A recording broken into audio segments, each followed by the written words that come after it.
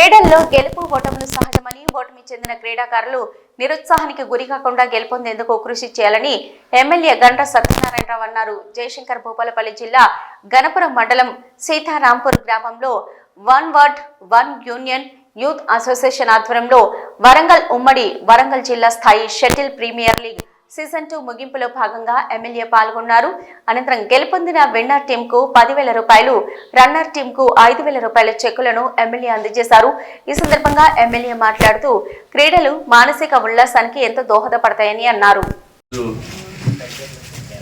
Badminton shuttle teams Mulugu జిల్లా, భూపాలపల్లి జిల్లా, Warangal invitation teams క్రీడాకారులందరికీ కూడా మనస్ఫూర్తిగా నమస్కారాలు తెలియజేస్తూ, నిర్వాహక కమిటీ కూడా ధన్యవాదాలు తెలియజేస్తూ, ఈరోజు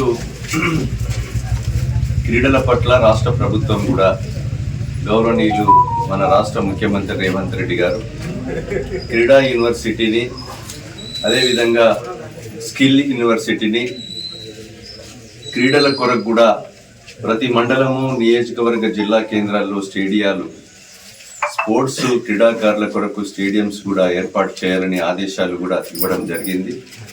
అదేవిధంగా ఈరోజు మొన్న జరిగినటువంటి అసెంబ్లీ సమావేశాల్లో కూడా ఈరోజు క్రీడల కొరకు ఈ యొక్క క్రీడా యూనివర్సిటీ, అదేవిధంగా స్కిల్ యూనివర్సిటీ ఇది కూడా బిల్ పాస్ చేయడం జరిగింది.